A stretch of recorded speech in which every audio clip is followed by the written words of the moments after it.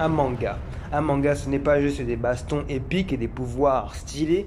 Ce qui fait qu'une œuvre reste dans le cœur des lecteurs, c'est bien souvent les personnages. Pas juste le héros, mais tous les personnages. Les bons, les méchants, les secondaires, les relous, les mentors, les clowns, les tragiques.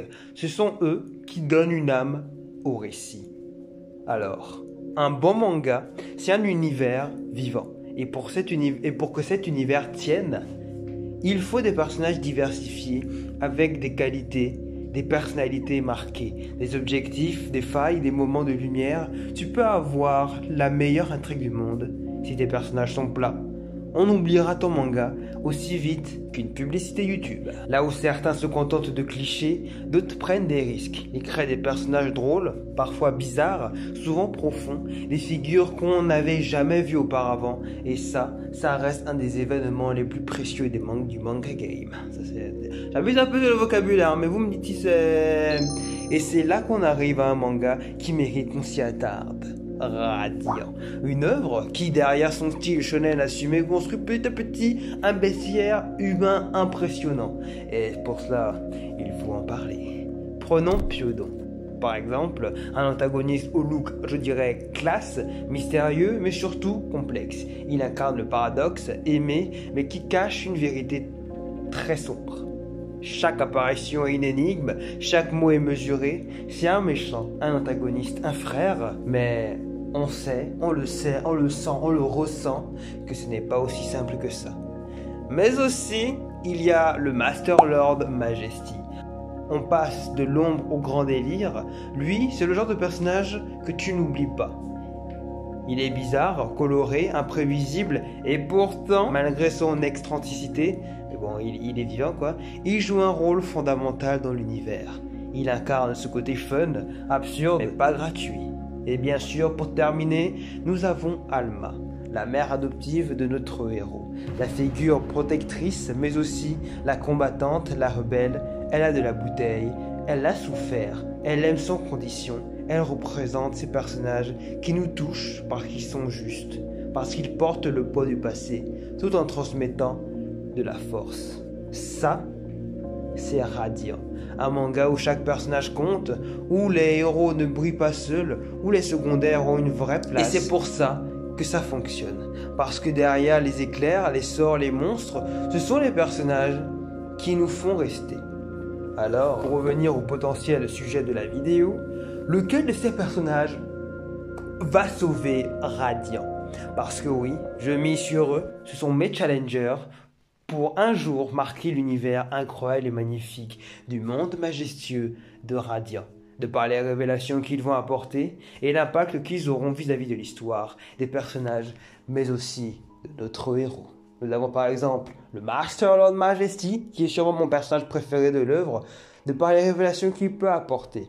Non seulement on ne connaît quasiment rien de lui, ni de ses intentions, si ce n'est que la protection des sorciers est sa raison de vivre. Certes, ce n'est pas gratuit, mais c'est sa raison de vivre. Il est prêt à s'allier avec toutes les nations concernant la sorcellerie, tout ça pour être plus puissant, assez fort pour faire peur, je dirais, à l'Inquisition. Bon, l'Inquisition hésite déjà à les attaquer, mais j'imagine que plus une grosse force ne serait pas de refus.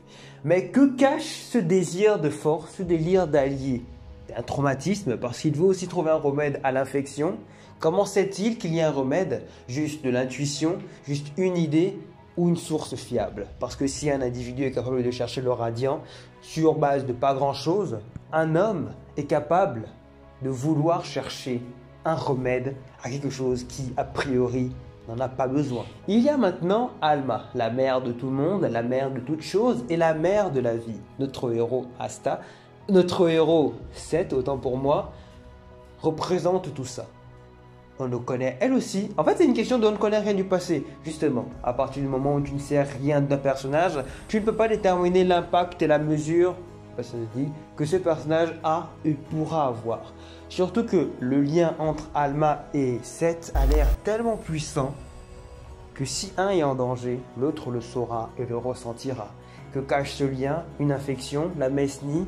A-t-elle sauvé Seth de la Mesnie? Est-ce que si... Est-elle elle-même un membre de la Mesnie? Parce qu'il ne faut pas oublier qu'elle a perdu un bras et que chaque membre, genre partie du corps, des membres de la Mesnie est particulier. Alors en coupant son bras, elle a peut-être renoncé à sa part de la Mesnie. Tout ça, c'est des spéculations. Bah après, ce serait pas mal hein, comme idée. Hein. Surtout que Alma représente parfaitement l'idée de la sorcière. Genre la sorcière conventionnelle dans son château, avec des chauves-souris, pas très radieuse, radieuse, humour. Donc je me dis pourquoi pas. Et enfin, le troisième personnage le plus mystérieux, Piodon. Comme je l'ai déjà dit maintes et maintes fois, Piodon est le personnage dont personne ne sait rien et sûrement pas lui-même. Et ce personnage qui va apporter la lumière, ce personnage qui nous a été introduit dès le tome 1 à 2, enfin je dirais 2, et qui nous a apporté le premier lot de révélations importantes du manga. La Mesnie, les corps nus, Seth, le lien de sang, il est la pierre du manga, je dirais. Piodon, c'est pas le nom d'une pierre, je sais pas. Ouais. Qu'est-ce que j'entends par sauver le manga radiant, bien sûr?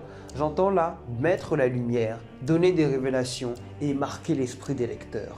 C'est de ça que j'entends par sauver radiant. Parce qu'une œuvre qui ne reste pas dans les mémoires n'est pas une œuvre. Chaque personnage, chaque série a un personnage préféré. Un personnage inoubliable. Naruto, il y a Itachi Uchiwa, Madara Uchiwa, Sasuke Uchiwa, les Uchiwa quoi, et Naruto Jiraiya. Bref, un personnage qui permet de redonner de la gloire à une œuvre. Nous avons One Piece, nous avons Shanks le Roux, nous avons Kaido, nous avons Luffy lui-même, Son Goku dans Dragon Ball, Solitaire, je dirais qui, Dead the Kid, Full Metal Alchemy, je dirais Roy Mustang. Et pour vous, qui est ce personnage de l'œuvre incroyable et magnifique du monde majestueux, je te fais un clin d'œil, de Radiant?